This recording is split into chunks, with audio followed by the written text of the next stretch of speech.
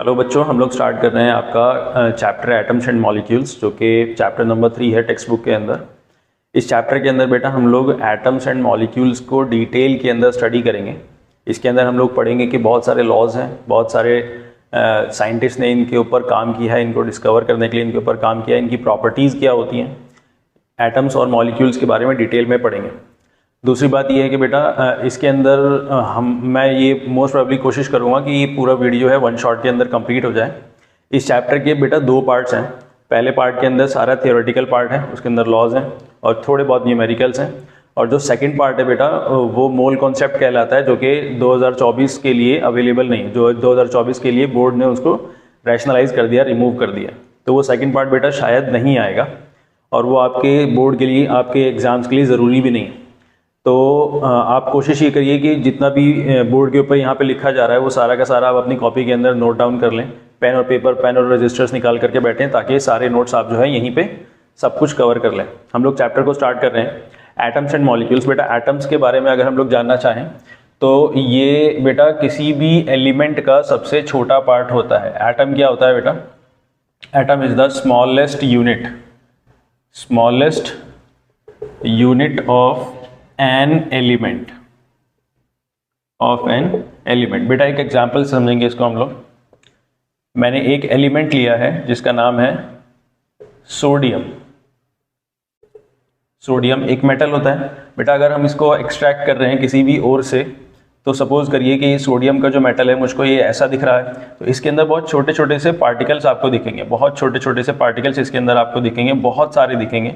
और वो जो छोटे छोटे पार्टिकल्स है ना बेटा, यही एटम्स होते हैं। एटम्स बेटा ये जो छोटे छोटे पार्टिकल्स आपको दिख रहे हैं, स्मॉल पार्टिकल्स, यही क्या कहलाते हैं बेटा? ये एटम्स कहलाते हैं। यही एटम्स कहलाते हैं। और ये एटम्स बेटा बहुत सारे होते हैं, और जब बहुत सारे एटम्स मिल जाएंगे एक साथ तो ये क्या बनाएंगे बेटा? जब बहुत सारे एटम्स मिल जाएंगे तो ये क्या बनाएंगे? ये एक एलिमेंट को बना देंगे। बहुत सारे एलिमेंट्स मिल करके क्या, बहुत सारे एटम्स मिल करके क्या बना रहे हैं? ये एलिमेंट बना रहे हैं। तो बोलने का मकसद ये है कि एटम होता है क्या बेटा? ये एलिमेंट का स्मॉलेस्ट यूनिट होता है। एलिमेंट जिस चीज से बना हुआ होता है मिलकर के, उसको हम लोग क्या कहते हैं बेटा? एटम कहते हैं। उम्मीद ये है कि बात आपको समझ में आ रही होगी।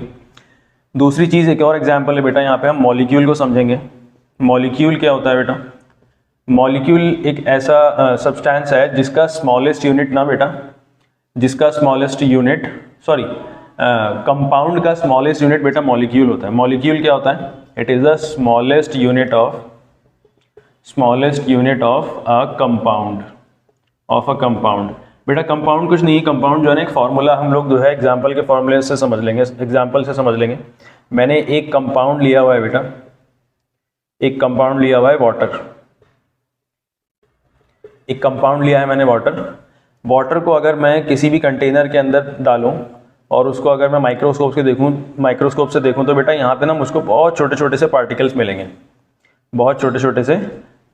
मिलेंगे, मुझको। और यही पार्टिकल्स बेटा क्या हो जाएंगे? यही पार्टिकल्स मॉलिक्यूल्स कहलाएंगे। यही पार्टिकल्स हमको मॉलिक्यूल्स कहलाएंगे। अब एटम्स और मॉलिक्यूल्स के अंदर डिफरेंस क्या है बेटा? मॉलिक्यूल जो है ना बेटा ग्रुप ऑफ एटम्स होता है। मॉलिक्यूल क्या होता है?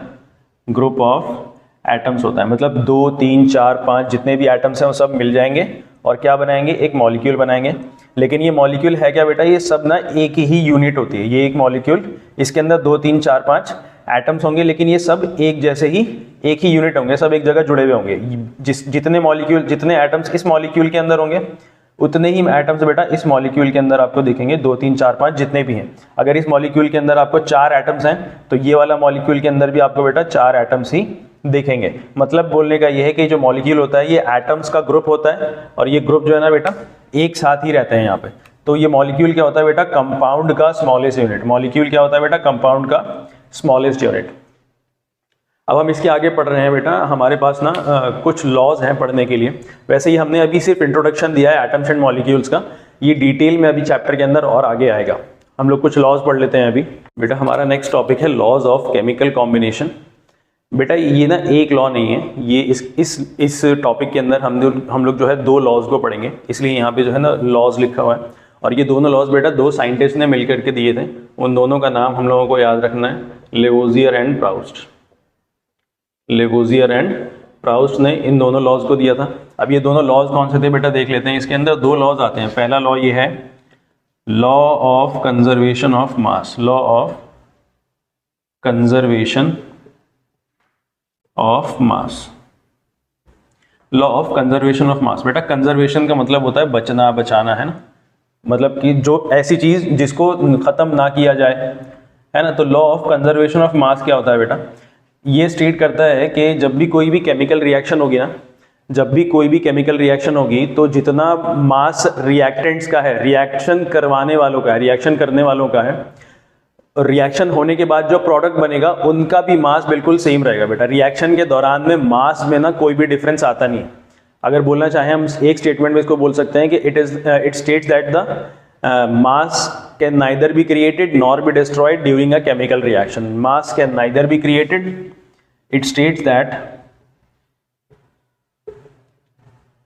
mass can neither be created nor be destroyed, nor be destroyed in a chemical reaction, in a chemical reaction or during a chemical reaction. बेटा इसको हम लोग समझते हैं, देखो एक डमी इक्वेशन लिखता हूं मैं। यहाँ पे मैंने दो चीजें ली हैं जो रिएक्शन करा रहे हैं, इन दोनों को हम लोग ना रिएक्टेंट्स कहते हैं। और रिएक्शन होने के बाद यहाँ पे हम लोग एक एरो लिखते हैं, लगाते हैं। रिएक्शन होने के बाद सपोज करिए कि हमारे पास दो चीजें बनी हैं, सी और डी, और इन दोनों को हम लोग क्या कहते हैं बेटा, प्रोडक्ट्स कहते हैं। ये एक रिएक्शन है, एक एग्जाम्पल के फॉर्म में ले रहा हूँ मैं, ये डमी इक्वेशन है। यहाँ पे हमारे पास दो सब्सटेंसेज हैं, ए और बी, इन दोनों को हम लोग रिएक्टेंट्स कहेंगे। ऐसी चीजें जो रिएक्शन में इन्वॉल्व होती हैं, जो रिएक्शन कराती हैं, उनको हम लोग रिएक्टेंट्स कहते हैं। और रिएक्शन लिखने में जो हमारा वर्ड सिंबल, ये जो रिएक्शन लिखा हुआ है, इक्वेशन जो लिखी हुई है, इसके लेफ्ट हैंड साइड में जो होता है बेटा उसको रिएक्टेंट कहते हैं। और जो रिएक्शन करने के बाद जो चीजें बनती हैं उनको हम लोग प्रोडक्ट कहते हैं, और ये हमेशा राइट हैंड साइड में लिखते हैं। तो सपोज करिए कि यहाँ पे ना जो ए है इसका मास है बेटा 2 kg और जो बी है इसका मास है 3 kg। तो टोटल मास कितना हो गया यहाँ पे 3 kg। तो according to the law of conservation of mass ये कह रहा है कि बेटा प्रोडक्ट्स का ना टोटल मास हमेशा, जो रिएक्टेंट्स का मास है 3 kg, प्रोडक्ट्स का भी टोटल मास हमेशा कितना रहेगा 3 kg ही रहेगा। बोलने का मकसद है कि जब भी केमिकल रिएक्शन होगी, ड्यूरिंग द केमिकल रिएक्शन, मास ना तो ये क्रिएट कर सकते हैं आप, ना मास इसका बढ़ेगा, ना ही मास को हम डिस्ट्रॉय कर सकते हैं, ना ही मास उसका घटेगा। बात समझ में आ गई होगी उम्मीद करता हूं मैं। इसके अंदर हम लोग जो है ना सेकेंड लॉ पढ़ेंगे बेटा। सेकेंड लॉ देखिए, सेकेंड लॉ क्या कह रहा है, लॉ ऑफ डेफिनेट प्रोपोर्शंस, या फिर इसको हम लोग बेटा कांस्टेंट प्रोपोर्शन भी कहते हैं। बिल्कुल आम भाषा में समझेंगे तो law of fixed proportion, fixed proportions, है ना। प्रोपोर्शंस को आप लोग समझ लीजिए कि यहाँ पर रेशो की बात चल रही है, ठीक है। तो इसकी डेफिनेशन लिखते हैं, उसके बाद हम इसको नेक्स्ट पेज में समझेंगे। बेटा लॉ ऑफ डेफिनेट प्रोपोर्शन या फिक्स्ड प्रोपोर्शन या कांस्टेंट प्रोपोर्शन, मैं इसको बोलूंगा law of fixed proportion, law of fixed ratio. ये क्या कहता है बेटा, it states that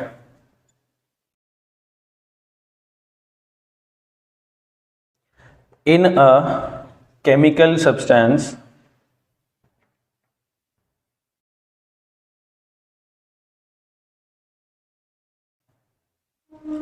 the elements are always present in fixed ratio by mass। बेटा इसको ना स्टेटमेंट को आप लोग लिख लीजिए फटाफट से, इसको हम लोग जो है नेक्स्ट पेज में समझेंगे।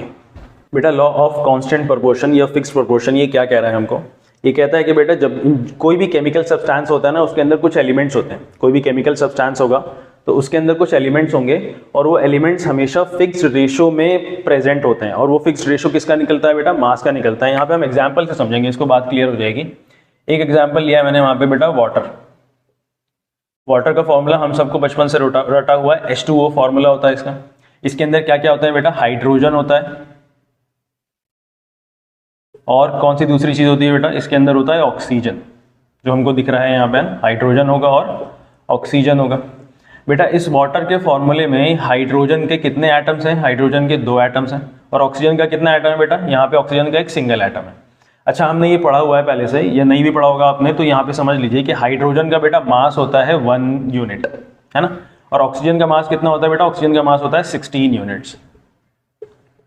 ये आप लोगों को याद होना चाहिए। हाइड्रोजन का मास होता है 1 यूनिफाइड मास और ऑक्सीजन का मास कितना होता है बेटा, 16 यूनिफाइड मास। यहाँ पे मैं अभी यू नहीं लगा रहा, आपको याद रखना है ऑक्सीजन का 1 और हाइड्रोजन का 1 और ऑक्सीजन का 16 मास होता है। अगर मैं इसको मल्टीप्लाई करके यहाँ पे लिखूँ तो ये बेटा 2 हो जाएगा और ये 16 हो जाएगा। अब ये बताइए कि वाटर के अंदर बेटा हाइड्रोजन का मास टोटल कितना है, 2 है।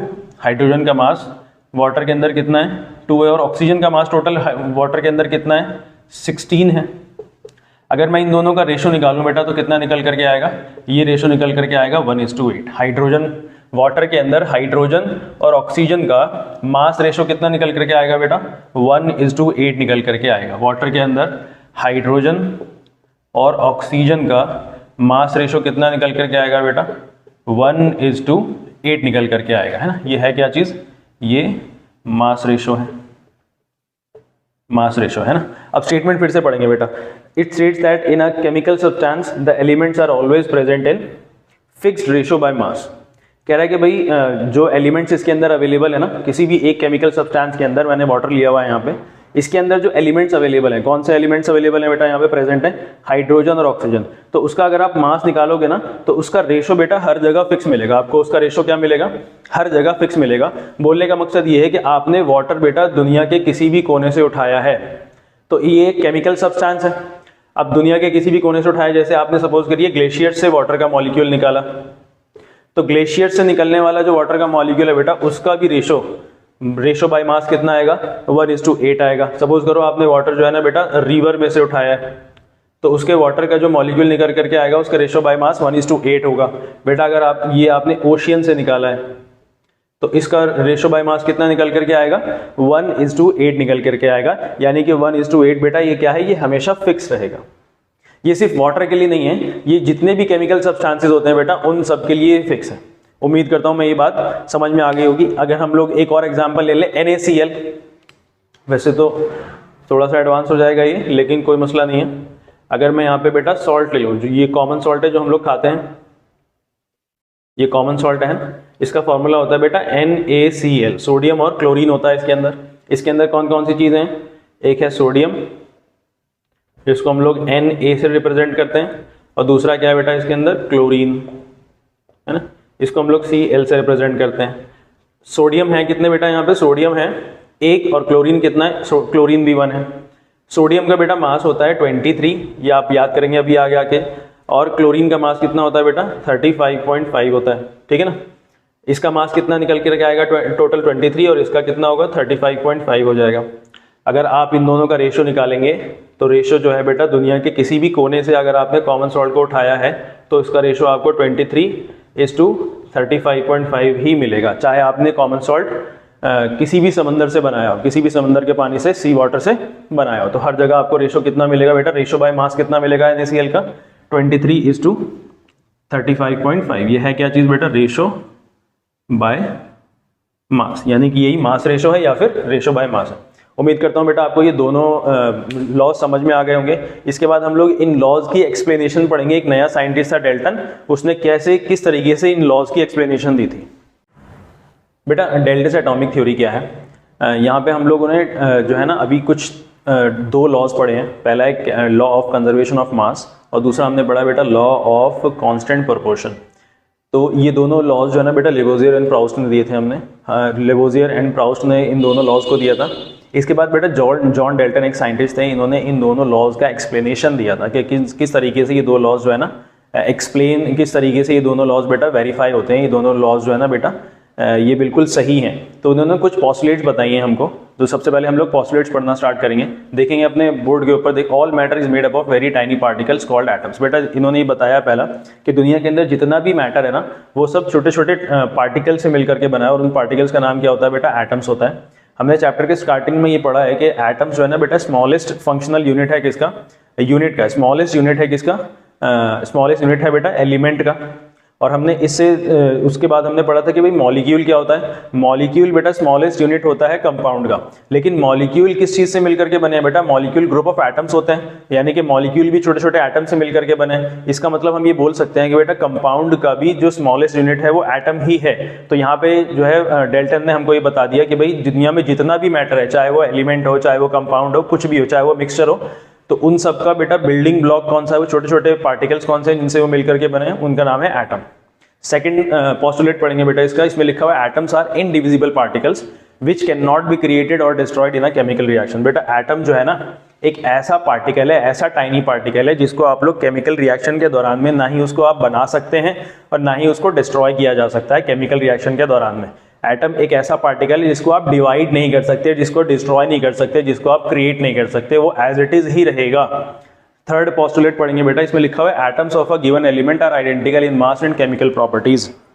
बेटा थर्ड पोस्टुलेट हमको ये बता रहा है कि अगर आपने बेटा दो एलिमेंट्स को लिया है तो उन दोनों एलिमेंट्स के अंदर आपने कोई एक एलिमेंट लिया है तो उसके अंदर बेटा बहुत सारे एटम्स होंगे, उनमें से कोई दो एटम्स को निकाल लीजिए आप। इन दोनों एटम्स का बेटा मास भी आइडेंटिकल, मास भी सेम होगा, इक्वल होगा, और इन दोनों की केमिकल प्रॉपर्टीज भी बिल्कुल सेम होगी। ये हमको थर्ड पोस्टुलेट बता रहा है। अगर आप फोर्थ पोस्टुलेट पढ़ेंगे तो ये कह रहे हैं कि बेटा atoms of different elements have different masses and chemical properties। अगर आपने दो अलग अलग एलिमेंट्स आपने ले लिए हैं, दो अलग अलग एलिमेंट, सपोज करिए मैंने एक एलिमेंट लिया हुआ है गोल्ड और एक एलिमेंट लिया हुआ है मैंने सिल्वर। अब इन दोनों के अंदर बेटा बहुत सारे गोल्ड और सिल्वर के जो ना एलिमेंट एटम्स होंगे। अब मैंने दोनों में से एक एक एटम को निकाला हुआ है, एक गोल्ड का एटम है और एक सिल्वर का एटम है। तो बेटा गोल्ड और सिल्वर के एटम के ना मासेस भी अलग होंगे और इन दोनों के केमिकल प्रॉपर्टीज भी डिफरेंट होंगे। ये हमको फोर्थ पोस्टुलेट बता रहा है। फिफ्थ पोस्टुलेट देखेंगे बेटा इसका, atoms combine in the ratio of small whole numbers to form compound. बेटा ये हमको ये कह रहे हैं कि जितने भी एटम्स है ना वो जुड़ जुड़ करके क्या बनाते हैं बेटा? मॉलिक्यूल बनाते हैं। मॉलिक्यूल बहुत सारे जुड़ जाएंगे तो क्या बन जाएगा? कंपाउंड बन जाएगा। तो जब भी मॉलिक्यूल बनेगा या कंपाउंड बनेगा तो एटम्स जब जुड़ते हैं ना वो हमेशा स्मॉल होल नंबर्स के अंदर जुड़ते हैं। यहाँ पे हम लोग इसको ना एक एग्जाम्पल के फॉर्म में समझेंगे। ये फिफ्थ के लिए एग्जाम्पल लिख रहा हूँ मैं। सपोज करिए आपको जो है ना वाटर मिला हुआ है, वाटर का फॉर्मूला क्या होता है बेटा? H2O होता है। तो H2O बेटा इसके अंदर अगर आपने एटम्स का रेशो निकाला, रेशो ऑफ एटम्स निकालिए आप, रेशो ऑफ एटम्स। बेटा हाइड्रोजन का रेशो, हाइड्रोजन कितने हैं यहाँ पे? दो एटम्स है हाइड्रोजन के, और ऑक्सीजन का एटम कितने बेटा? यहाँ पे 1 है। तो ये कह रहा है फिफ्थ पोस्टुलेट कि भाई कोई भी कंपाउंड जब बनेगा ना तो उनका जो एटम्स का रेशो होगा वो हमेशा स्मॉल होल नंबर्स के अंदर होगा। बेटा ऐसा है, देखिए स्मॉल होल नंबर्स हैं। पहली बात तो होल नंबर्स होंगे, ऐसा नहीं हो सकता कि यहाँ पे ना ऐसा नहीं हो सकता कि भाई यहाँ पे ना फ्रैक्शन के अंदर कोई आ जाए। ऑक्सीजन का एटम फ्रैक्शन में नहीं आ सकता, होल नंबर रहेगा 1 2 3 4 5 6 7 कुछ भी हो सकता है, लेकिन वो होल नंबर होगा, वो फ्रैक्शन नहीं हो सकता। हाइड्रोजन के एटम्स बेटा 1 2 3 4 5 6 7 8 ये कुछ भी होंगे, लेकिन ये फ्रैक्शन नहीं हो सकते, वो होल नंबर रहेंगे। दूसरा ये होल नंबर्स ना बेटा स्मॉलेस्ट होते हैं, स्मॉल होंगे। अगर कोई भी एलिमेंट, सपोज करिए आपको एक और एग्जांपल लेता हूं मैं फिफ्थ के लिए, कोई भी आपको कंपाउंड बन रहा है बेटा X2 और Y4 बन रहा है, तो ये दोनों होल नंबर्स तो हैं, 2 और 4 दोनों होल नंबर्स तो हैं, लेकिन ये स्मॉल होल नंबर्स नहीं है। स्मॉल होल नंबर्स के पहले आप इन दोनों के रेशो लिखेंगे, 2:4 लिखेंगे। ये दोनों होल नंबर्स तो है लेकिन स्मॉल नहीं है। स्मॉल करने के लिए इन दोनों को 2 से आप 2 के टेबल में दोनों आते हैं तो ये 1:2 हो जाएगा। तो स्मॉल होल नंबर से इसका फॉर्मूला कितना बनेगा बेटा? X1 Y2, या फिर आप इसको XY2 भी लिख सकते हैं। ये फिफ्थ पोस्टुलेट हमको बता रहा है कि जब भी एटम्स कंबाइन होंगे तो वो पहली बात तो वो होल नंबर्स में कंबाइन होंगे, और दूसरा वो होल नंबर्स कैसे होंगे बेटा? स्मॉल होंगे। अगर वहां पे कोई कॉमन चीज, कोई कॉमन नंबर निकल सकता है तो उसको निकाल करके हम उनको क्या बना देंगे बेटा? स्मॉल होल नंबर्स बना देंगे। इसका फिफ्थ पोस्टुलेट पढ़ेंगे बेटा, बहुत इंपॉर्टेंट पोस्टुलेट है ये। फिफ्थ पोस्टुलेट में the relative number and kind of atoms, ये क्या बोल रहा है बेटा? The relative number and kind of atoms are constant in a given compound. बेटा यहाँ पे ना हम लोग फिर से इसका एक एग्जांपल लेते हैं वाटर का। Relative number and kind of atoms are always are constant in a given compound. बेटा कांस्टेंट को फिक्स लिख लो। देखो ये क्या कहना चाह रहा है, मैंने एक एग्जांपल लिया बेटा, कोई कंपाउंड है वाटर, है ना, इसके अंदर रिलेटिव नंबर क्या होता है बेटा? रिलेटिव नंबर देखिए इन दोनों के एटम्स का रिलेटिव नंबर होगा। इसके कितने, हाइड्रोजन के कितने एटम्स है बेटा? 2 है, और ऑक्सीजन के कितने एटम्स हैं? 1 एटम है। तो आपने वाटर बेटा कहीं से भी उठाया हो दुनिया के, तो उन दोनों का जो रेशो बाय एटम्स होगा ना वो हमेशा 2:1 रहेगा, यानी कि इन दोनों का रिलेटिव नंबर हमेशा 2 और 1 रहेगा। हमेशा रिलेटिव नंबर क्या रहेगा? 2 और 1 रहेगा। और दूसरी बात, रिलेटिव नंबर भी कांस्टेंट रहेगा और काइंड ऑफ एटम्स भी कांस्टेंट रहेंगे। बेटा ऐसा नहीं होगा कि अगर वाटर बनाना हो, वाटर का कंपाउंड बन रहा हो कहीं पे और वहां पे हाइड्रोजन अवेलेबल ना हो तो वो हीलियम से वाटर बना ले, ऐसा पॉसिबल नहीं है। यानी कि काइंड ऑफ एटम्स भी हमेशा फिक्स्ड रहेंगे। अगर वाटर बनेगा तो बेटा वो हाइड्रोजन और ऑक्सीजन के साथ ही बनेगा, हमेशा हीलियम और ऑक्सीजन के साथ नहीं बन सकता। ये 6th पोस्टुलेट हमको ये बताता है। को आगे बढ़ाएंगे। हमारा टॉपिक है बेटा आगे एटम्स। टॉपिक हम लोग लिखेंगे एटम्स। देखिए एटम क्या होता है बेटा? ये जो है ना किसी भी मैटर का स्मॉलेस्ट यूनिट होती है। एटम क्या होता है बेटा? किसी भी मैटर की स्मॉलेस्ट यूनिट है। ये इसका इंडिपेंडेंट एग्जिस्टेंस हो भी सकता है और नहीं भी हो सकता है, लेकिन ये रिएक्शन में हमेशा पार्टिसिपेट करेगा। बात को समझेंगे बेटा। एटम क्या है? किसी भी मैटर का स्मॉलेस्ट यूनिट है। दुनिया के अंदर जितनी भी चीजें बनी हुई, कोई भी पदार्थ है, उस सबका स्मॉलेस्ट यूनिट क्या है बेटा? एटम है। ये इसका इंडिपेंडेंट एग्जिस्टेंस हो भी सकता है और नहीं भी हो सकता है। इंडिपेंडेंट का मतलब बेटा किसी के साथ जुड़ा हुआ भी हो सकता है और नहीं भी जुड़ा हुआ भी हो सकता है। इंडिपेंडेंटली भी एग्जिस्ट कर सकता है और नहीं भी कर सकता है, किसी के साथ जुड़ा हुआ भी हो सकता है। कंपाउंडेड फॉर्म के अंदर भी ये हो सकता है। तीसरी बात, ये चाहे इंडिपेंडेंट एग्जिस्ट करे या ना करे, लेकिन ये केमिकल रिएक्शन में हमेशा पार्टिसिपेट करेगा। केमिकल रिएक्शन में हमेशा पार्टिसिपेट करेगा। चौथी बात ये कि बेटा एटम्स ना बहुत ज्यादा छोटे होते हैं, इनको नेकेड आई से देखना पॉसिबल नहीं है, क्योंकि इनका रेडियस बेटा नैनोमीटर्स के अंदर होता है। इनका साइज और रेडियस नैनोमीटर्स के अंदर बहुत ज्यादा छोटे होते हैं, इसलिए इनको देखा तो जा सकता है, लेकिन हाई पावर माइक्रोस्कोप से ही देख सकते हैं हम लोग। ठीक है ना? तो यहाँ पे हम लोग एटम्स के बारे में कुछ लाइन्स लिख लेंगे।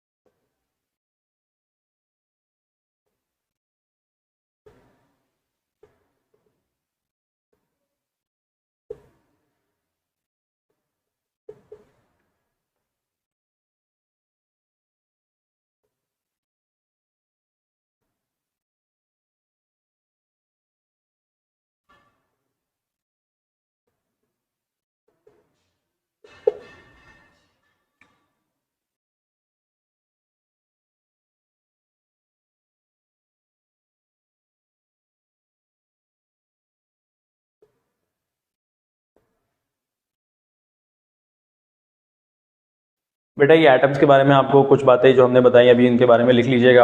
अब हम लोग पढ़ेंगे बेटा एटम्स के ना सिंबल्स के बारे में। ये सिंबल्स जो है किस तरीके से हम लोग जो है ना बताते हैं। अगर इनके बारे में बेटा 2-3 रूल्स हैं। 2-3 रूल्स नहीं है, बस इनको समझना है आपको। पहली बात ये कि एटम्स के ना बेटा कुछ जो सिंबल्स होते हैं वो या तो वो सिंगल लेटर के होंगे, या फिर उनके अंदर बेटा 2 लेटर्स हो सकते हैं, है ना? या तो फिर उसके अंदर बेटा कितने लेटर्स हो सकते हैं? 2 लेटर्स हो सकते हैं। अगर वो सिंगल लेटर होगा बेटा तो उसको हमेशा कैपिटल ही राइट करना है, कैपिटल ही लिखना है, ऑलवेज कैपिटल। हमेशा कैसे लिखना है बेटा? उसको कैपिटल ही लिखना है। इसका एग्जाम्पल आप ले लेंगे। देखिए अगर मैं हाइड्रोजन का आपको सिंबल बताऊं तो वो हमेशा कैपिटल H रहेगा। हाइड्रोजन का सिंबल कैसा रहेगा बेटा? कैपिटल H रहेगा। अगर मैं आपको कार्बन का बताऊं तो कार्बन का सिंगल लेटर का इसका सिंबल होता है तो हमेशा वो कैसा रहेगा? कैपिटल रहेगा, कैपिटल C रहेगा, है ना? कुछ एटम्स ऐसे होते हैं बेटा जिनके सिंबल्स में ना 2 लेटर्स आते हैं, तो उसको हमेशा कैसे लिखा जाएगा बेटा? इसका जो फर्स्ट लेटर होगा ना, जो फर्स्ट लेटर होगा वो कैपिटल रहेगा और जो सेकंड लेटर होगा बेटा वो कैसा रहेगा? वो स्मॉल रहेगा, है ना? एग्जाम्पल के फॉर्म में हम लोग लेते हैं। देखिए कैल्शियम अगर मैं बोलूं तो कैल्शियम के बेटा कैल्शियम का सिंबल के अंदर 2 लेटर्स होंगे, तो पहला लेटर कैपिटल और दूसरा लेटर स्मॉल रहेगा, है ना। अगर मैं कोई एक और ले लेता हूँ, यहाँ पे आप ले लीजिए हीलियम ले लीजिए बेटा, हीलियम। तो इसका बेटा इसके सिंबल के अंदर ना 2 लेटर्स होते हैं, तो पहला लेटर हमेशा कैपिटल रहेगा और दूसरा लेटर हमेशा स्मॉल रहेगा। बेटा इसका एक और रूल जो आपको समझ में आनी चाहिए बात, वो ये है कि अगर इस किसी भी सिंबल के अंदर 2 लेटर्स हैं, किसी भी सिंबल के अंदर 2 लेटर्स हैं, तो बेटा वो दोनों लेटर्स ना या तो उसके नाम के पहले 2 लेटर्स हो सकते हैं, उसके नाम के पहले 2 लेटर्स हो सकते हैं, है ना, इधर first 2 letters,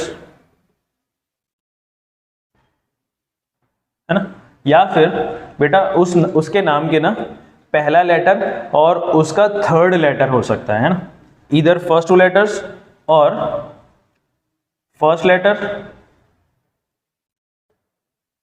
and letter appearing next to the second. देखिए मैं इसको एग्जाम्पल के साथ समझाता हूं आपको। एग्जाम्पल में बेटा या तो उसके नाम के ना 2 लेटर्स हो सकते हैं, तो अगर 2 लेटर होंगे तो उसके फर्स्ट 2 लेटर्स लिखेंगे आप, है ना। जैसे हमने यहाँ पे लिखा कि कैल्शियम है तो Ca ले लिया। एक और एग्जाम्पल ले लेते हैं हम लोग, लिथियम। बेटा लिथियम, इसके सिंबल के अंदर 2 लेटर्स होंगे तो पहले दोनों लेटर्स हम यहाँ पे लिख देंगे लिथियम।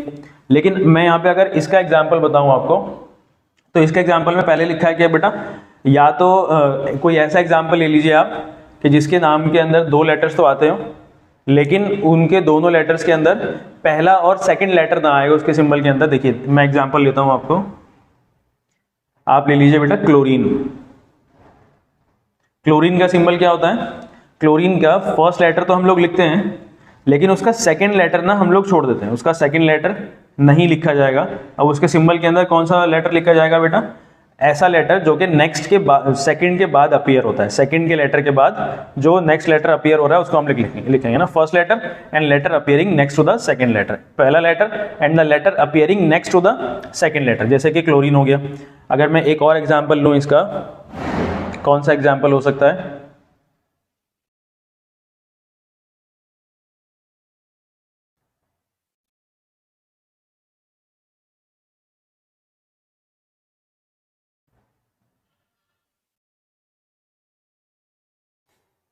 है ना। अच्छा इसके बाद जो है ना बेटा एक और रूल है, यहाँ पे मैं लिख देता हूँ उसको, एक 3rd रूल है बेटा। कुछ एलिमेंट्स के जो सिंबल है ना उसको हमने उनके प्रेजेंट नाम से लिया ही नहीं है, उनके ना पुराने कुछ नाम थे वहां से उनके सिंबल्स उठाए गए हैं, है ना। Some symbols have been adopted from Greek और लैटिन और जर्मन वर्ड्स, जर्मन नेम्स, ठीक है। एग्जाम्पल के फॉर्म में लेते हैं बेटा। देखिए एक एग्जाम्पल लेता हूं मैं, सोडियम, है। सोडियम का अगर आपको पता हो तो उसके सिंबल के अंदर ना Na आता है, और अगर आप फोकस करेंगे तो Na ना पूरे सोडियम के नाम के अंदर कहीं है ही नहीं, ना उसका फर्स्ट लेटर है, सेकंड, थर्ड, कुछ भी नहीं है। तो ये कहाँ से लिया गया बेटा, ये ग्रीक लेटर या जर्मन वर्ड के अंदर से निकाला गया है। इसका पहले नाम था नाइट्रियम, है ना। एक और मैं एग्जाम्पल लेता हूँ बेटा, जैसे कि कॉपर ले लेते हैं हम लोग। तो कॉपर का बेटा जो नाम होता है, सिंबल होता है, वो होता है Cu। तो सी तो आपको दिख रहा है, लेकिन यू ना उसके नाम के अंदर कहीं पे है ही नहीं। तो ये कहाँ से उठाया गया बेटा, ये ग्रीक लैटिन या जर्मन वर्ड होगा, उसका नाम होगा, और इसका नाम पहले था क्यूप्रियम। ये हमारे एटम्स की कुछ प्रॉपर्टीज और एटम के सिंबल्स किस तरीके से लिखते हैं हम लोग, इसके बारे में हमने पढ़ा बेटा। नेक्स्ट हमारा एटम का एक सब टॉपिक है, इसका नाम है एटॉमिक मास, है ना। बेटा कोई भी मैटर होता है ना तो उसका हमेशा जो है ना कोई मास होगा। जैसे कि हम लोग आमतौर पे देखते हैं कि बड़े यूनिट्स होते हैं मास के, किलोग्राम हो गया, ग्राम हो गया, मिलीग्राम हो गया ना। दवाइयाँ मिलीग्राम में होती हैं, mg में होती हैं, और छोटी छोटी चीज़ें ग्राम में होती हैं ना। और अगर थोड़ी बड़ी चीज़ है तो वो किलोग्राम में हो सकती है, क्विंटल में हो सकती है, टन में हो सकती है। वैसे ही बेटा एटम ना बहुत ज़्यादा छोटी चीज़ है, इतनी ज़्यादा छोटी चीज़ है कि हमारी आँख उसको देखने की क्षमता है ही नहीं हमारी आँख के अंदर। लेकिन उसके पास बेटा मास होता है, तो उसका मास जो है ना हम लोग किलोग्राम, ग्राम, मिलीग्राम के अंदर एक्सप्रेस नहीं कर सकते। इतनी छोटी चीज़ के लिए ना ये यूनिट्स किलोग्राम, ग्राम, मिलीग्राम ना बहुत ज़्यादा बड़ी है। इतनी छोटी चीज़ के लिए ये बड़ी बड़ी यूनिट्स हैं।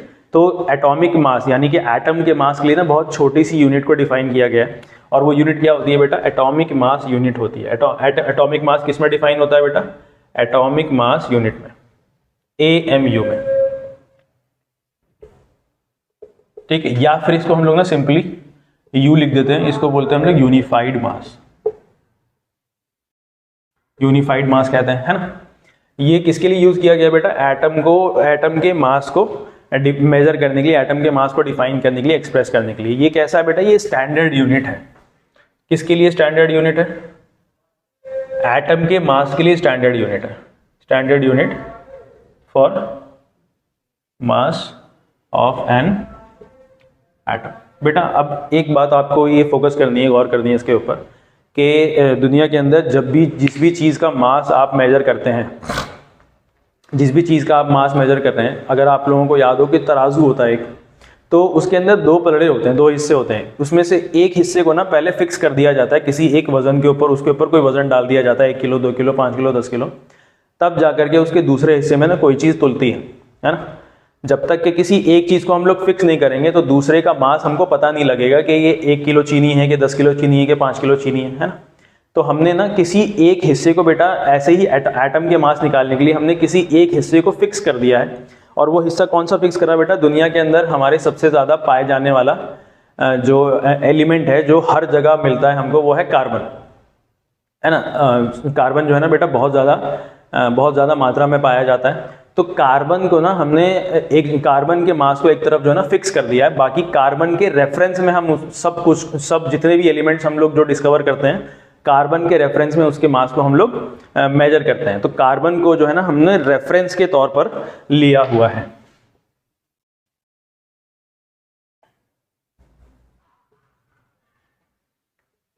Carbon has been chosen as a standard reference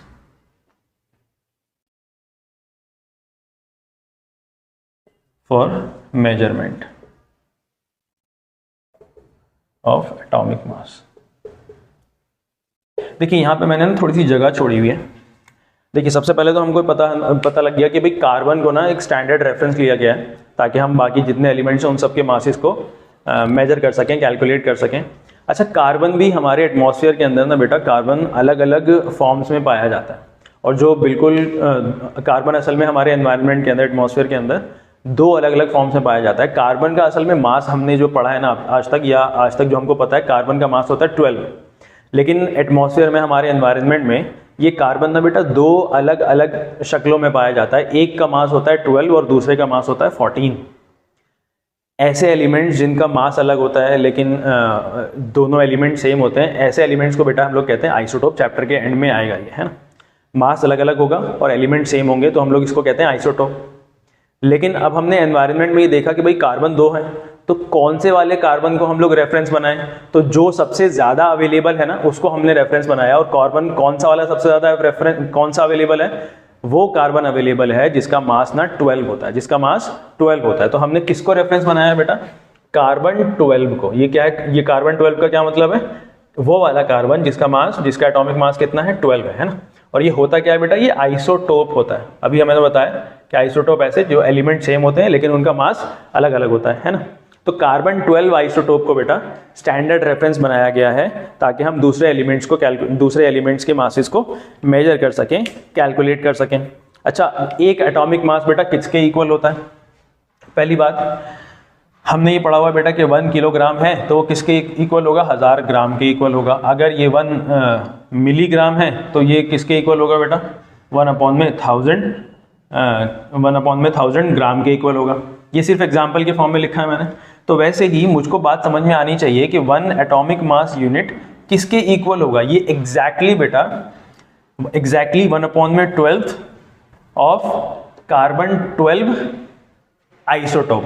थोड़ा सा ये समझने में दिक्कत हो रही होगी। देखिए मैं ये बताता हूँ आपको कि 1 एटॉमिक मास यूनिट, जैसे कि यहाँ पे हमने 1 किलोग्राम लिखा है ना, ये किसके इक्वल होगा? हमेशा 1000 ग्राम के इक्वल होता है। तो 1 एटॉमिक मास यूनिट किसके इक्वल होगा बेटा? 1 एटॉमिक मास यूनिट कार्बन 12 के मास के इक्वल होगा।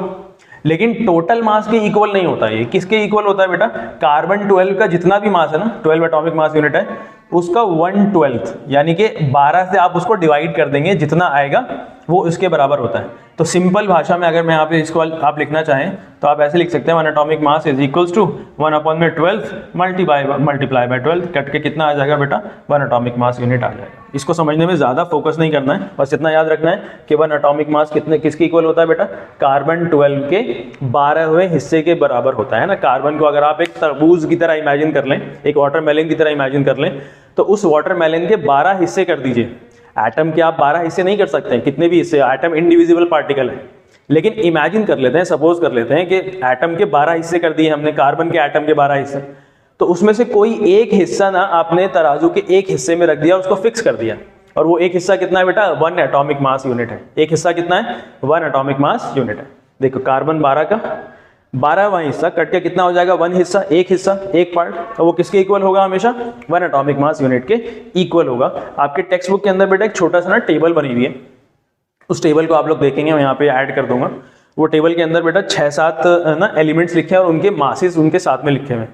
तो ये ना बहुत ज़्यादा एसेंशियल है आपके क्लास 9th के लेवल के लिए। ये मासेस ना आपको रटे हुए ही होने चाहिए। अभी हम आगे बहुत सारे क्वेश्चंस करेंगे तो आपको इससे बात समझ में भी आ जाएगी। ठीक है, अब हम लोग अगला टॉपिक स्टार्ट करते हैं। बेटा यहाँ पे हम लोग जो है ना नेक्स्ट टॉपिक स्टार्ट कर रहे हैं। इस टॉपिक का नाम है बेटा मॉलिक्यूल। ये मॉलिक्यूल क्या होता है? ये ना किसी भी कंपाउंड का स्मॉलेस्ट यूनिट होता है, किसी भी कंपाउंड का स्मॉलेस्ट पार्टिकल होगा। जैसे हमने चैप्टर के स्टार्टिंग में पढ़ा था कि कंपाउंड हमने कौन सा लिया था बेटा? वाटर लिया था। उसके अंदर छोटे छोटे पार्टिकल्स होंगे। वो पार्टिकल्स कौन से होते हैं बेटा? मॉलिक्यूल के होते हैं। अच्छा, किसी भी कंपाउंड का स्मॉलेस्ट पार्टिकल है, तो इसका मतलब ये नहीं है कि दुनिया का सबसे स्मॉलेस्ट पार्टिकल है। दुनिया का सबसे स्मॉलेस्ट पार्टिकल क्या है बेटा? एटम। कंपाउंड भी एटम से मिलकर बना है। कंपाउंड एटम बहुत सारे मिल गए तो क्या बन गया? मॉलिक्यूल बन गया। बहुत सारे मॉलिक्यूल्स मिल गए तो क्या बन गया बेटा? कंपाउंड बन गया। यहाँ पे मैंने बीच में एक चीज लिखी हुई बेटा, functional particle.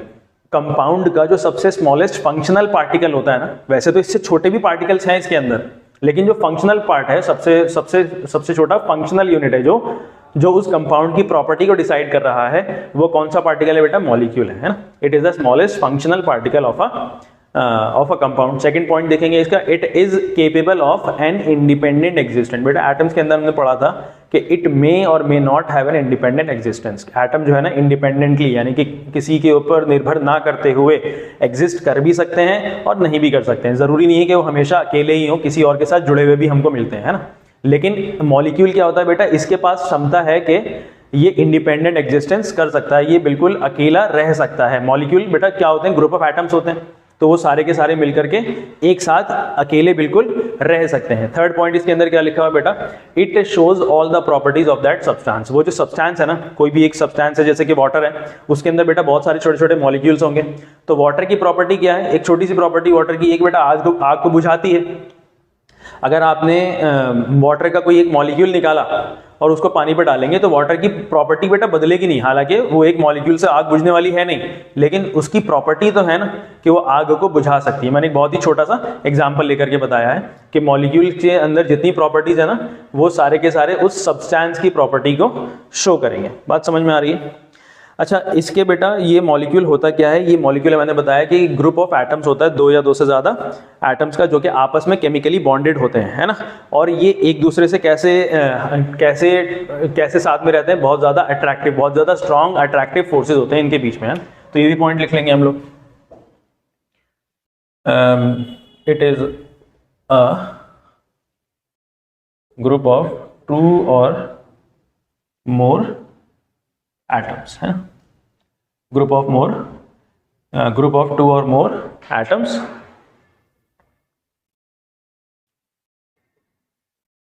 that are chemically bonded together। ये केमिकली बॉन्डेड कैसे होते हैं बेटा? Bye strong attractive forces. Strong attractive forces, ये बात हमको समझ में आ गई। अब देखेंगे बेटा मॉलिक्यूल के अंदर जो है ना, कुछ हमारे पास मॉलिक्यूल्स के ना एलिमेंट्स के भी मॉलिक्यूल्स होते हैं। बेटा हमने पढ़ा है कि कंपाउंड के भी मॉलिक्यूल्स होते हैं, कंपाउंड के तो मॉलिक्यूल्स होते हैं। स्मॉलेस्ट फंक्शनल पार्ट क्या है कंपाउंड का? मॉलिक्यूल है। कंपाउंड का क्या है एग्जांपल? H2O। वाटर, पूरा ग्लास पानी से भरा हुआ है तो उसके अंदर छोटे छोटे पार्टिकल्स कौन से होंगे बेटा? वाटर के H2O के मॉलिक्यूल होंगे। मॉलिक्यूल क्या होता है? एक ग्रुप ऑफ एटम्स होता है। अब वो एटम्स बेटा एक जैसे भी हो सकते हैं और अलग अलग एटम्स भी हो सकते हैं, है ना। तो हमने एलिमेंट्स के मॉलिक्यूल्स पढ़ने हैं, एलिमेंट्स के मॉलिक्यूल्स पढ़ने हैं, molecules of elements, molecules of elements. बेटा मैं एग्जांपल से लेकर के आपको समझाता हूं। ये देखिए, हमारे पास कुछ एलिमेंट्स के नाम लिखूंगा मैं और उनके आपको यहां पे ना मैं एटॉमिसिटी कहते हैं उसको, यानी कि नंबर ऑफ एटम्स, ये बताता हूं मैं। देखिए एलिमेंट मैंने लिया है बेटा हाइड्रोजन, है ना। हाइड्रोजन बेटा हमारे एटमॉस्फेयर में, अच्छा हाइड्रोजन से पहले कोई एक एलिमेंट लेते हैं, जैसे सोडियम ले लिया मैंने, है ना। सोडियम को बेटा सिंबल क्या होता है? अभी हमने पढ़ा Na होता है। तो सोडियम बेटा एक ऐसा एलिमेंट है जो कि इंडिपेंडेंटली एग्जिस्ट कर सकता है, उसका एक एटम इंडिपेंडेंटली एग्जिस्ट कर सकता है। अगर आपको याद हो एटम के अंदर हमने एक लाइन लिखी थी कि दे मे और may not have an independent existence. तो सोडियम का एक एटम ना इंडिपेंडेंटली, यानी कि किसी और के ऊपर निर्भर ना करते हुए बिल्कुल आजाद ये रह सकता है। तो इसकी एटॉमिसिटी बेटा कितनी हो जाएगी? इसके अंदर एक ही एटम होगा। अगर एक एटम है तो उसके अंदर एक ही एटम होगा, तो इसकी एटॉमिसिटी कितनी हो जाएगी बेटा? 1 हो जाएगी। इसकी एटॉमिसिटी कितनी हो जाएगी? 1। और इसको हम लोग बोलेंगे क्या बेटा? Mono atomic. क्या बोलेंगे? मोनो एटॉमिक बोलेंगे। और हम लेते हैं, बात और ज्यादा क्लियर हो जाएगी। मैं लेता हूं यहाँ पे बेटा हाइड्रोजन। हाइड्रोजन का सिंबल होता है बेटा कैपिटल H। यहाँ पे बात याद रखेंगे, हाइड्रोजन हमारे एनवायरनमेंट के अंदर जब भी हमको मिलता है ना, तो हाइड्रोजन का एक एटम इंडिपेंडेंटली एग्जिस्ट नहीं करता है। हाइड्रोजन का एक एटम इंडिपेंडेंटली एग्जिस्ट नहीं करता है। हमेशा हाइड्रोजन के 2 एटम्स हमको मिलते हैं, हमेशा ये दोनों एटम्स एक दूसरे से जुड़े हुए मिलेंगे, है ना। तो इसके अंदर हमको कितने मिलेंगे बेटा? 2 एटम्स मिलेंगे। तो इसकी एटॉमिसिटी कितनी हो जाएगी? 2 हो जाएगी। और ये हमेशा हमको मिलेगा कैसा? H2 के फॉर्म में मिलेगा। क्या मिलेगा? हमेशा ये H2 के फॉर्म में। उसको बोलेंगे क्या हम लोग? Die atomic. डाई मीन्स 2, तो इसको बोलेंगे क्या हम लोग? Diatomic. अगर मैं एक और ले लूं बेटा, क्लोरीन ले लेते हैं हम लोग यहाँ पे, इसका सिंबल होता है Cl। क्लोरीन भी हमारे एनवायरनमेंट के अंदर बेटा 2 एटम्स के साथ जुड़ा हुआ मिलता है हमेशा। क्लोरीन का सिंबल, क्लोरीन का बेटा जो मॉलिक्यूल हो जाएगा, देखो यहाँ पे हमने मॉलिक्यूल्स पढ़ रहे हैं हम लोग, है ना। ये किसके मॉलिक्यूल्स हैं बेटा? ये एलिमेंट्स के मॉलिक्यूल्स हैं। एलिमेंट लिख रहा हूँ मैं, और ये मॉलिक्यूल्स किसके आ रहे हैं? ये देखो ग्रुप ऑफ एटम्स हो गया, ये भी ग्रुप ऑफ एटम्स हो गया, एक से ज्यादा एटम्स है ना, ग्रुप ऑफ एटम्स हो गया है यहाँ पे। तो ये मॉलिक्यूल्स हो गए एलिमेंट्स के। अच्छा इसको हम लोग बोलेंगे क्या बेटा? ये भी डाई एटॉमिक मॉलिक्यूल है। क्या है ये? डाई एटॉमिक मॉलिक्यूल, ठीक है ना। इसकी एटॉमिसिटी कितनी हो जाएगी बेटा? इसकी एटॉमिसिटी हो जाएगी 2। अच्छा मैं एक एग्जांपल लेता हूं बेटा, फॉस्फोरस। हमारे एनवायरनमेंट में जो फॉस्फोरस है बेटा, ये 1 2 नहीं, ये 4 एक साथ जुड़े हुए मिलते हैं हमको, है ना। 4 एटम्स एक साथ जुड़े हुए मिलेंगे, तो P इसका सिंबल होता है और इसके नीचे हम लोग 4 लगा देंगे। ये कैसा है बेटा? टेट्रा एटॉमिक है। ये टेट्रा मीन्स 4। इसको हम लोग पोली भी बोल सकते हैं, पोली मीन्स बहुत सारे, है ना, पोली एटॉमिक भी बोल सकते हैं। इसकी एटॉमिसिटी कितनी हो जाएगी बेटा? इसकी एटॉमिसिटी हो जाएगी 4, है ना। एक लास्ट एग्जांपल लेता हूं मैं सल्फर का। सल्फर का एग्जांपल बेटा, सल्फर का कैपिटल होता है सल्फर का सिंबल होता है कैपिटल S, और ये हमारे एनवायरनमेंट में बेटा 8 एटम्स एक साथ जुड़े हुए मिलते हैं। तो इसको हम लोग लिखेंगे कैसे? S8, और इसका नाम आप सिंपल लिख देंगे पोली एटॉमिक मॉलिक्यूल। पोली एटॉमिक मॉलिक्यूल। ये हो गया बेटा एलिमेंट्स के सिंबल्स। देखो सिंगल एलिमेंट था ये, है ना, इसके साथ कोई और दूसरी चीज जुड़ी भी नहीं है। ये कंपाउंड्स नहीं है, क्या है? बिल्कुल सिंगल एलिमेंट्स हैं। अब ये बेटा एनवायरनमेंट के अंदर कोई ना 2 के साथ मिलता है, अकेला नहीं मिलता है, कोई 4 मिलता है, कोई 8 मिलता है, कोई 3 मिलता है, कोई 1 मिलता है ना। तो ये हमने टॉपिक पढ़ा बेटा मॉलिक्यूल्स ऑफ एलिमेंट्स। अब हम लोग नेक्स्ट पढ़ेंगे बेटा मॉलिक्यूल्स ऑफ कंपाउंड्स। यहीं पे पढ़ लेते हैं, छोटा सा टॉपिक है, molecules of compounds. Molecules of compounds बेटा अभी हमने पढ़ा मॉलिक्यूल्स ऑफ एलिमेंट्स, अब हम लोग पढ़ेंगे मॉलिक्यूल्स ऑफ कंपाउंड्स। यहाँ पे मैं 2-4 एग्जांपल लेता हूँ कंपाउंड्स के, है ना। नाम बोलते हैं, जैसे कि मैंने एक एग्जांपल लिया है बेटा कंपाउंड का कंपाउंड का एक एग्जांपल ले लेता हूं मैं, वाटर ले लेते हैं, है ना। अब देखिए इसकी एटॉमिसिटी के बारे में पूछना है,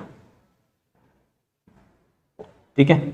एटॉमिसिटी, कंपाउंड मैंने ले लिया है वाटर, इसकी एटॉमिसिटी बेटा, इसके अंदर टोटल नंबर ऑफ एटम्स कितने हैं, हाइड्रोजन के 2 और ऑक्सीजन का 1, तो टोटल नंबर ऑफ एटम्स कितने हो गए 3, तो एटॉमिसिटी कितनी हो जाएगी इसकी 3 हो जाएगी। एटॉमिसिटी कितनी हो जाएगी बेटा 3 हो जाएगी। बात मुझे लगता है समझ में आ गई होगी, है ना। एटॉमिसिटी क्या होता है, the number of atoms, atomicity क्या होता है, नंबर ऑफ एटम्स, ठीक है। अच्छा एक और एग्जांपल लेते हैं, मैं यहाँ पे ले लेता हूँ बेटा कार्बन डाइऑक्साइड। तो कार्बन डाइऑक्साइड में कार्बन का कितने एलिमेंट, कितने एटम्स है बेटा 1, और ऑक्सीजन का 2 है, तो इसकी एटॉमिसिटी कितनी हो जाएगी बेटा, इसकी भी एटॉमिसिटी हो जाएगी 3। यहाँ पे एक और टेबल हम लोग, एक और लाइन बनाएंगे, एक और रो बनाएंगे, और यहाँ पे मैं लिखूंगा, यहाँ पे मैं लिखूंगा बेटा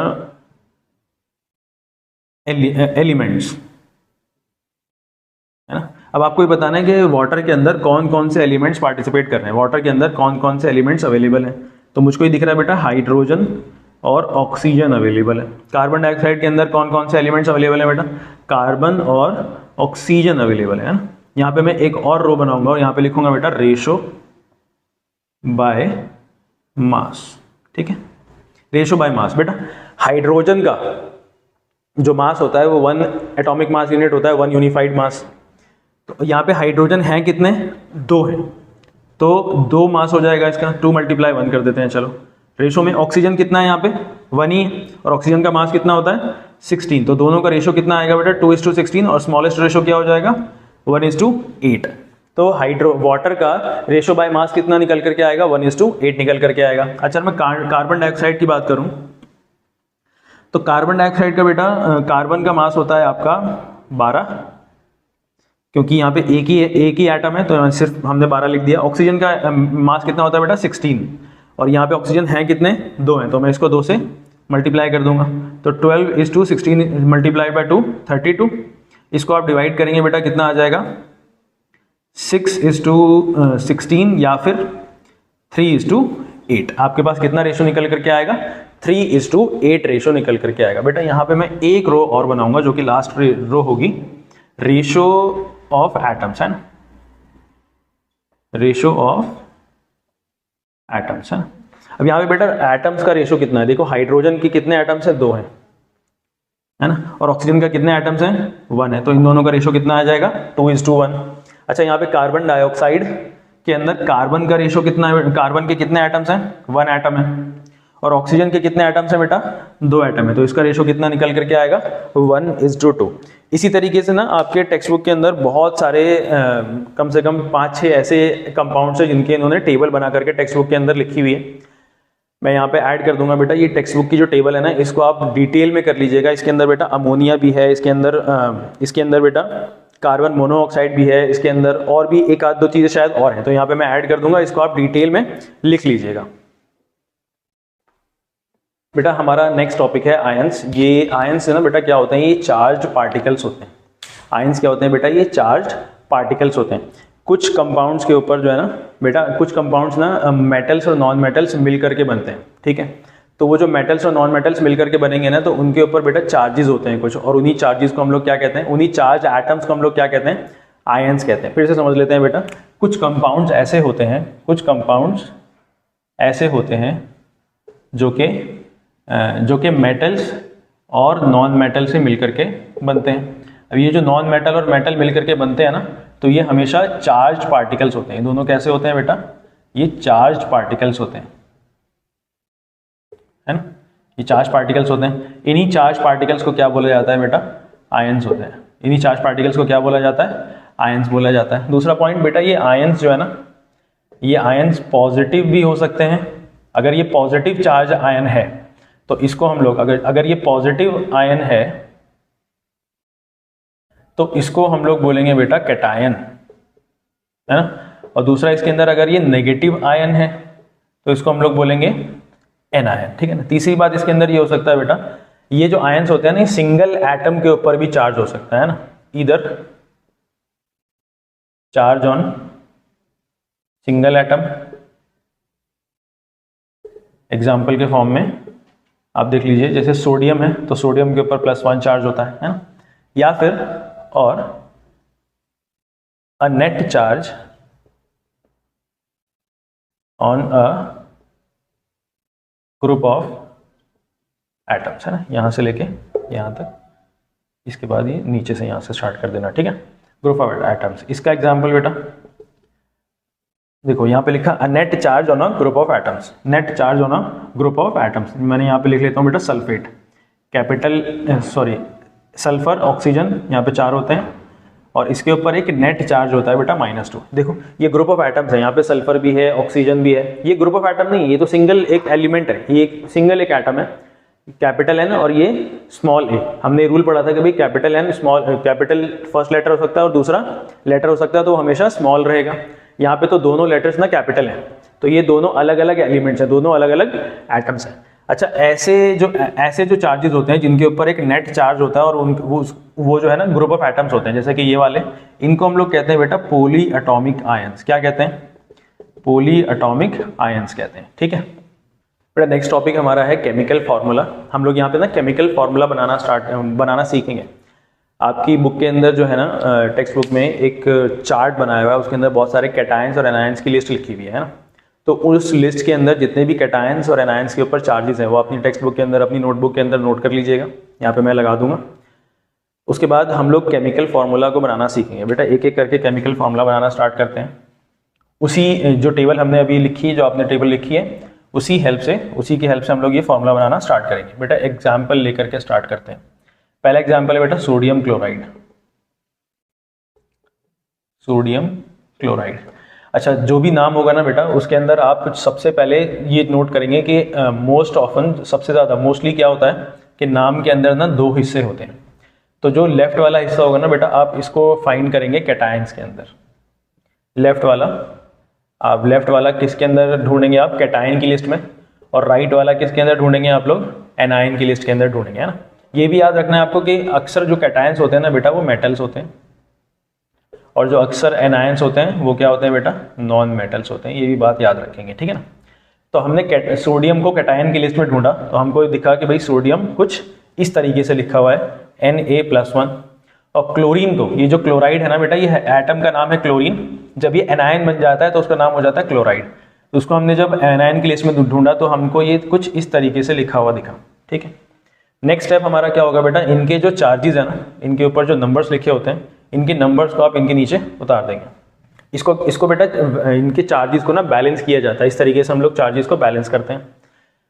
अच्छा, चार्ज के ना सिर्फ नंबर्स आपको नीचे उतारने हैं, चार्ज का प्लस और माइनस आपको नीचे नहीं उतारना है। उसके बाद इसको बेटा क्रॉस कर देंगे, यानी कि इसका चार्ज इसको दे दिया जाएगा और इसका चार्ज इसको दे दिया जाएगा। अगला स्टेप में आपको क्या लिखना है बेटा? इन दोनों नाम के, सोडियम और क्लोरीन के नाम के जो सिंबल्स हैं इनके बीच का गैप थोड़ा सा कम कर देना है। अब यहाँ पे बहुत ज़्यादा गैप है, यहाँ पे गैप थोड़ा सा आपने कम कर दिया है। अब देखिए ये जो सोडियम है ना, अच्छा लिखने के बाद गैप करके लिखने के बाद इनके चार्जेस ना बस इसी स्टेप पे रहेंगे, इसके बाद इनके चार्जेस आपको लिखना नहीं है कहीं पे भी। दूसरा, सोडियम में बेटा ये जो 1 है ना, जो सोडियम के पास ये 1 आ रहा है, तो सोडियम के सबस्क्रिप्ट में, इसको कहते हैं बेटा सबस्क्रिप्ट, या फिर आप पैर लिख लीजिए। इसके पैर पे, सोडियम के पैर पे 1 आ रहा है और क्लोरीन के पैर में कौन आ रहा है? 1 आ रहा है। अच्छा, जब भी कहीं पे 1 लिखा होगा ना तो उसको इग्नोर कर देंगे हम लोग, और इसका सिंपल फार्मूला क्या बन जाएगा? NaCl। ईजी है।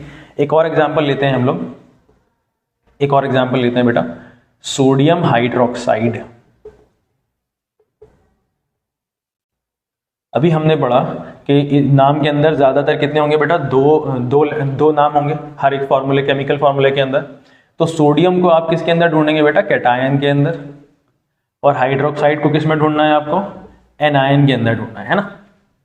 अच्छा, ये जो नॉन मेटल्स होते हैं ना, हर बार नॉन मेटल्स नहीं होते हैं, ये मोस्ट ऑफन नॉन मेटल्स मिलेंगे आपको एनायन, ठीक है ना। ये तो एक ग्रुप ऑफ एटम्स है जिसके ऊपर एक नेट चार्ज होता है, ठीक है। कैटायन को अगर आपने सोडियम को कैटायन के अंदर ढूंढा है तो आपको Na+1 दिखेगा, और हाइड्रोक्साइड को अगर आपने एनायन में ढूंढा है, तो आपको ऐसा दिखेगा ग्रुप ऑफ एटम्स में, कैपिटल O कैपिटल H और ब्रैकेट के बाहर आपको -1 दिखेगा, ठीक है। तो अगले स्टेप में आपको क्या करना है कि इनके जो चार्जेस है ना, सिर्फ नंबर्स वो आप इनके नीचे लिख देंगे, प्लस और माइनस को आप नीचे नहीं उतारेंगे। उसके बाद इन चार्जेस को, इनके जो नंबर्स हैं आप इनको क्रॉस कर देंगे। नेक्स्ट स्टेप में ये जो दो सिंबल्स हैं आप इनके बीच का गैप थोड़ा सा कम करके लिख देंगे और चार्जेस नहीं उतारने हैं नीचे। अब सोडियम के पास कौन आ रहा है बेटा, 1 आ रहा है, तो इसके पैर पे 1 लिख देंगे। OH के पास कौन आ रहा है, 1 आ रहा है, तो इसके ब्रैकेट के बाहर पैर पे 1 लिखेंगे। अब 1 जहाँ पे होता है उसको इग्नोर कर देना है और आपको सिंपल क्या फॉर्मूला मिल जाएगा, सोडियम हाइड्रोक्साइड का फॉर्मूला मिल जाएगा। बेटा एक और एग्जाम्पल लेते हैं, टिपिकल एग्जाम्पल है, इसका नाम है बेटा सोडियम हाइड्रोजन कार्बोनेट।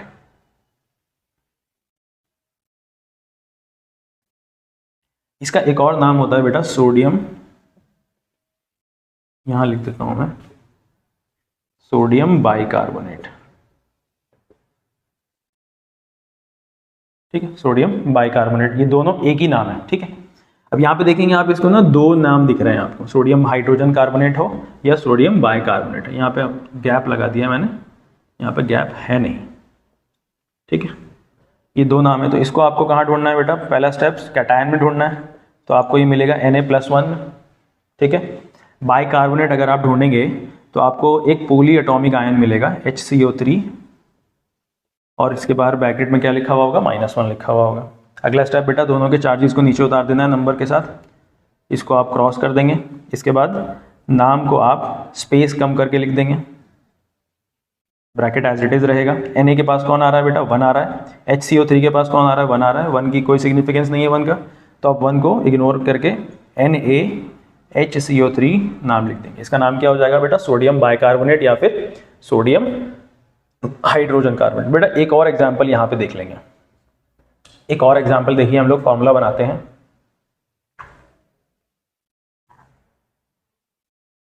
एक और एग्जाम्पल बनाते हैं बेटा, देखिए यहाँ पे मैं ले लेता हूँ एग्जाम्पल ले लेते हैं हम लोग एल्यूमिनियम फॉस्फेट।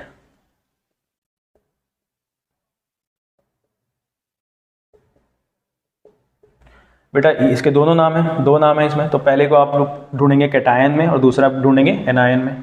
कैटायन में अगर आप एल्यूमिनियम ढूंढेंगे तो आपको एल्यूमिनियम के नाम का सिंबल जो है कैपिटल A स्मॉल l मिलेगा और उसके ऊपर चार्ज आपको +3 मिलेगा। हाँ ठीक है, फॉस्फेट के ऊपर अगर आप फॉस्फेट ढूंढोगे एनायन के अंदर तो आपको पोली एटॉमिक आयन मिलेगा एक, और इसके ऊपर चार्ज आपको मिलेगा -3। ठीक है, इसके बाद अगला स्टेप क्या है आपके कि दोनों चार्ज जो इसके चार्ज हैं इनके नंबर्स को आप नीचे उतार लेंगे, फिर बाद में दोनों को क्रॉस कर देंगे।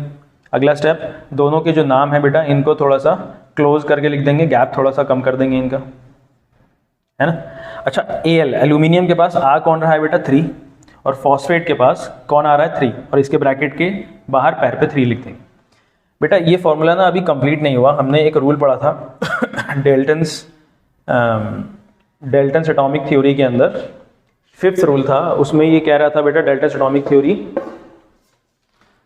के जो एटम्स कंबाइन होते हैं ना किसी भी कंपाउंड के फॉर्मेशन में, तो वो हमेशा स्मॉल होल नंबर्स के अंदर फॉर्म होते हैं। ठीक है, तो स्मॉल होल नंबर्स का मतलब यहाँ पे क्या है कि x3 y3 हो गया ये।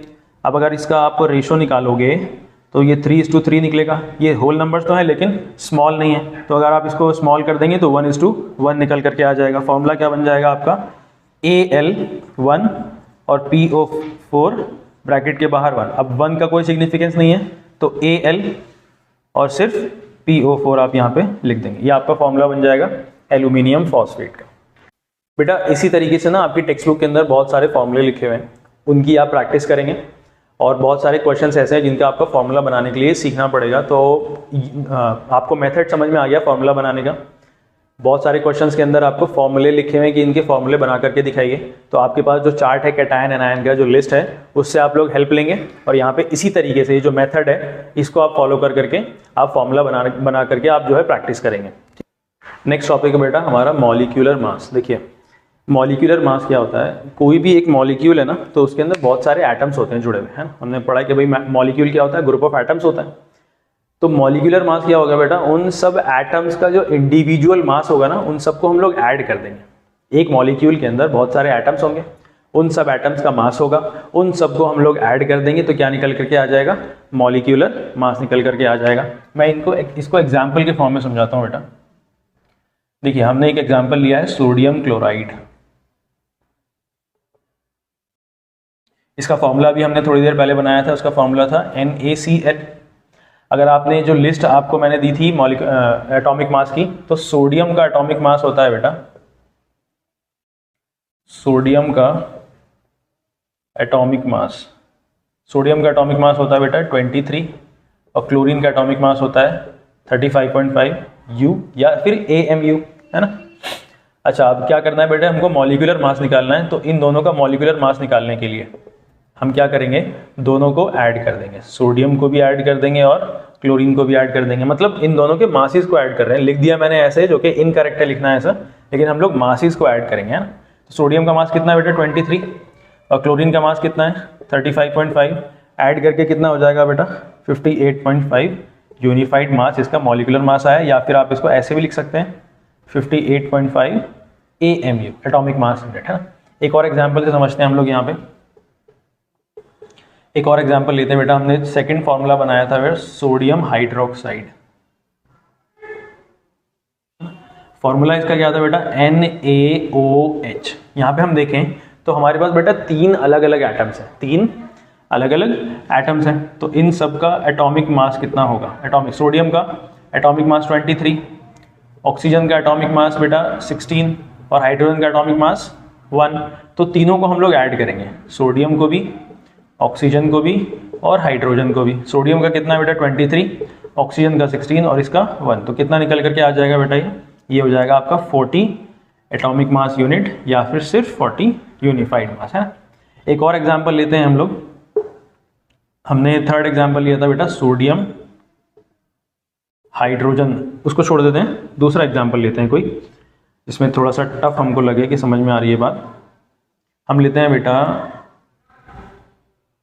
मैग्नीशियम सल्फेट, इसका फॉर्मूला आप बना लेना अपने कैटायन एनायन की लिस्ट को देख करके।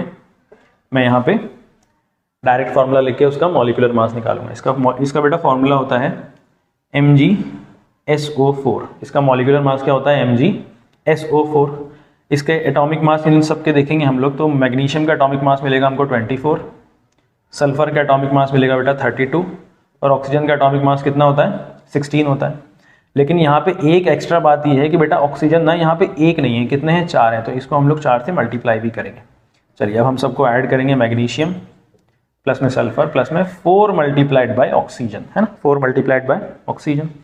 इसको हमने ऐड करा बेटा 24 प्लस में 32 प्लस में 16 मल्टीप्लाई बाय 4, कितना हो जाएगा ये, इन दोनों को ऐड करेंगे तो आपका हो जाएगा ये 56 प्लस में 16 को 4 से मल्टीप्लाई करेंगे तो ये हो जाएगा 64। इसको आप ऐड करेंगे तो 120 एटॉमिक मास यूनिट आपको मिलेगी। ये मैग्नीशियम सल्फेट का मॉलिक्यूलर मास है। एक और एग्जाम्पल लेते हैं ताकि बात हमको और ज़्यादा क्लियर हो जाए। एक एग्जाम्पल आप यहाँ पे देखेंगे, कौन सा एग्जाम्पल लें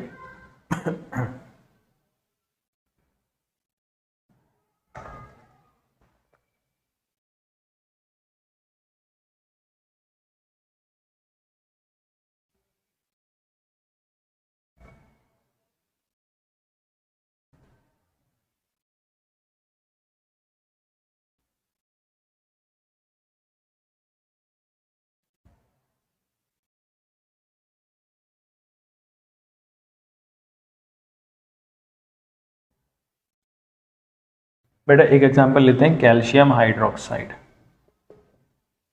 ये भी इंपॉर्टेंट है, इसमें से हमको एक कॉन्सेप्ट समझ में आएगा। कैल्शियम हाइड्रोक्साइड का फॉर्मूला आप लोग बना लेना।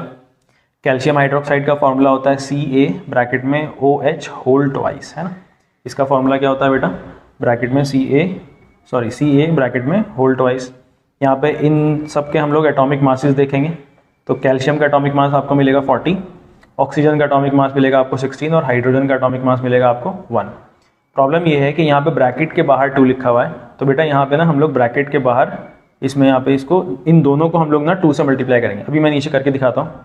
अब इन सबको देखो ऐड करूँगा मैं, तो कैल्शियम प्लस में ऑक्सीजन प्लस में हाइड्रोजन, है ना। लेकिन इन दोनों के बाहर ब्रैकेट में 2 लिखा है तो इन दोनों को हम लोग ब्रैकेट से 2 से मल्टीप्लाई कर देंगे। बहुत ईजी है, कोई दिक्कत समझ में ऐसा होना नहीं चाहिए कि आपको समझ में आए ना।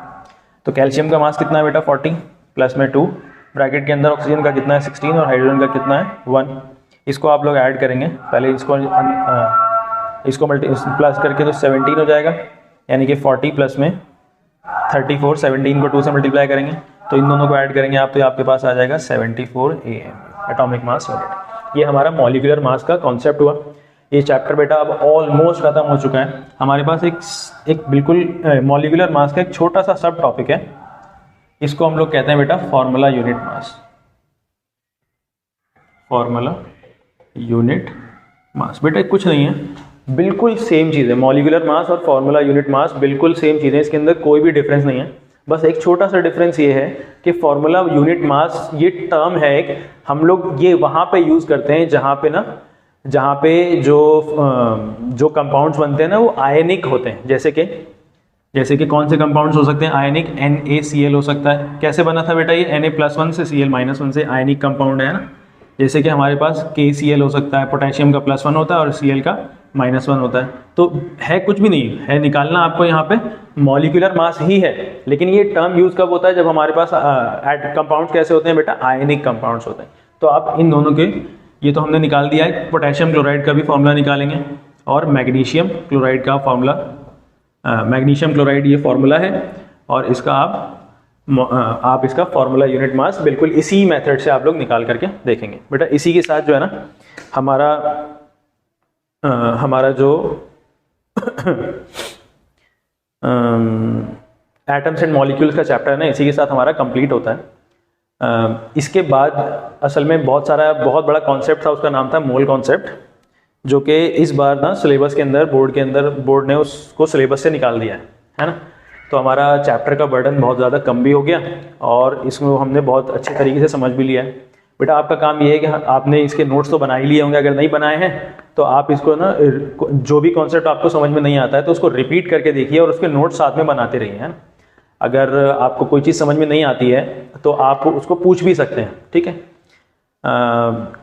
फिर इसके कॉन्सेप्ट्स आप क्लियर कर लीजिए। इसके आपके टेक्स्ट बुक के अंदर बेटा बहुत सारे क्वेश्चंस हैं, उन क्वेश्चंस को आप अटेम्प्ट करिए। नहीं समझ में आता है उसको हम लोग बाद में करेंगे, लेकिन इस चैप्टर के खत्म होने के बाद ना बेटा आपको एक और वीडियो मिलेगी जो मल्टीपल चॉइस क्वेश्चंस के सेशंस होंगे। उसके अंदर जो है ना हम लोग कोशिश करेंगे maximum number of multiple choice questions कर लें, ताकि जो हमने कॉन्सेप्ट्स यहाँ पे सीखे हैं ना वो वहाँ पे सारे अप्लाई होकर के हम उसको रिवाइज भी कर लें। मल्टीपल चॉइस क्वेश्चंस का बेटा मोटिव ही यही होता है कि हमारे कॉन्सेप्ट जो सीखे हैं हम लोगों ने जो कॉन्सेप्ट सीखे हैं, जो टॉपिक सीखे हैं, उसकी रिवीजन भी हो जाए और हमें जो है मल्टीपल चॉइस क्वेश्चंस को अप्रोच करना, उसको कैसे सॉल्व करते हैं वो भी हमें सीखना आ जाए। इस चैप्टर के अंदर अगर कुछ छूटा होगा ना बेटा तो मुझको सब बता देना आप लिख करके, तो मैं उसको भी बाद में अलग से कवर कर दूंगा।